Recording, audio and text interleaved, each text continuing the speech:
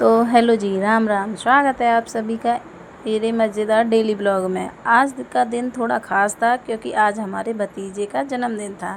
लेकिन जन्मदिन तक पहुंचने से पहले घर में पढ़ाई, बच्चों को ड्यूटी, मैगी, फिर अचानक तैयार होने का ऐसा प्रोग्राम बना के पूछो मत। तो चलिए आज का पूरा दिन आपको भी दिखाते हैं कि हमने जन्मदिन में कितनी मस्ती की। सुबह सुबह बच्चों को स्कूल भेज दिया। अब घर में शांति थी, लेकिन ये शांति ज़्यादा देर टिकने वाली नहीं थी।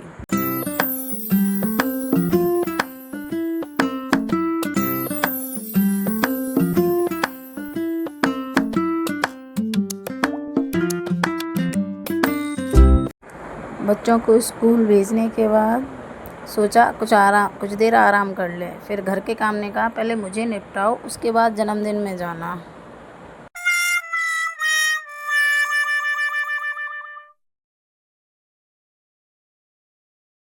घर का काम कभी ख़त्म ही नहीं होता है जी, बस हम थक कर उसे थोड़ी देर के लिए छोड़ देते हैं। सोचा था पहले काम ख़त्म कर लूँगी, लेकिन काम ख़त्म होने का नाम ही नहीं ले रहा था। लगता है घर के काम का भी अपना परिवार बढ़ता रहता है। अब जल्दी से नहा धो के तैयार हो लेते हैं, क्योंकि घर का काम करते करते टाइम का पता ही नहीं चला। नहा धोकर बस थोड़ा सा तैयार ही हुए थे, निकलने की तैयारी। आज तो बस सिंपल जाना था, आखिर जन्मदिन था, अपना ब्याह थोड़ी था। बच्चे स्कूल में थे, मैंने चुपचाप फ्रूट्स खा लिए, क्योंकि बच्चों के सामने खाती तो आधे मेरे आधे उनके हो जाते।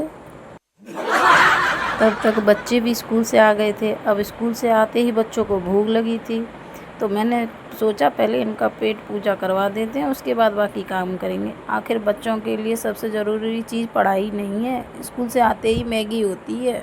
स्कूल से आ गए, फिर शुरू हो गई हमारी मस्ती। स्कूल से आते ही इनकी एनर्जी देखकर ऐसा लगा कि पढ़ाई करके आए हैं, बैटरी फुल करके आए हैं। बच्चों के साथ थोड़ी मस्ती मजाक की, फिर इनकी फरमाइश आई मम्मी मैगी बना दो। अब बच्चों की फरमाइश और मम्मी मना कर दे, ऐसा हो नहीं सकता। सबसे पहले बच्चों की पढ़ाई करवाई, क्योंकि जन्मदिन अपनी जगह और पढ़ाई अपनी जगह। बच्चों ने भी सोचा होगा आज तो जन्मदिन है, आज पढ़ाई से छुट्टी मिल जाएगी, कुछ बनता है। तो जल्दी तैयार हुए और निकल पड़े जन्मदिन मनाने। अब घर से निकलते टाइम समय कितना था ये मत पूछना, क्योंकि तैयार होने में टाइम हमेशा कम ही पड़ता है।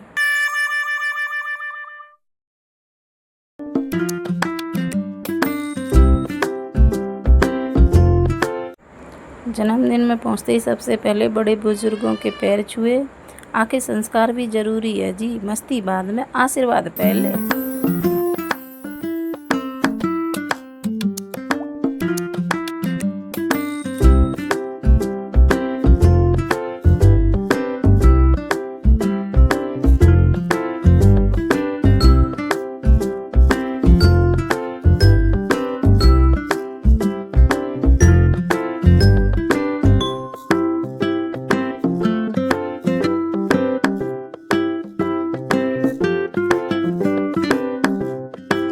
फिर शुरू हुआ असली कार्यक्रम, खाना पीना और बैठकर हंसी मजाक। खाना बनवाने की जिम्मेदारी भी थी, और साथ में बातें ऐसी चल रही थी कि हंसी रुकने का नाम ही नहीं ले रही थी। जहाँ परिवार इकट्ठा हो जाए वहाँ खाने से ज़्यादा बातें परोसी जाती हैं।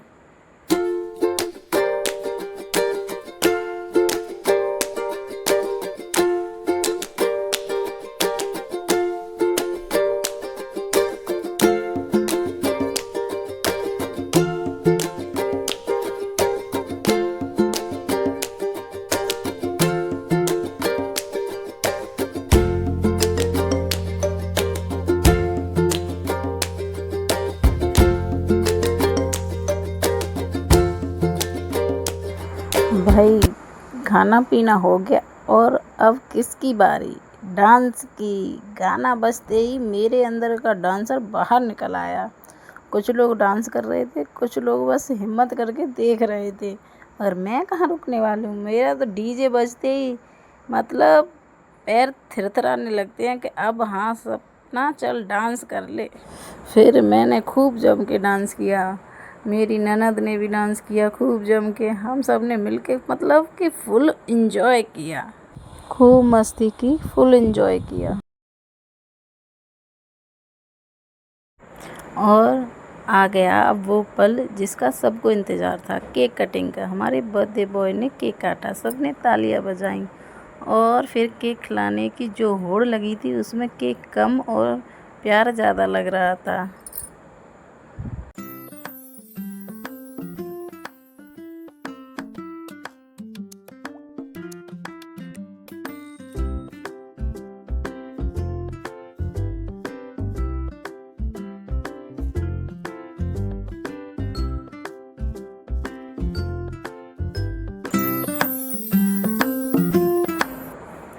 केक के बाद बच्चों ने गुब्बारे फोड़ने शुरू कर दिए।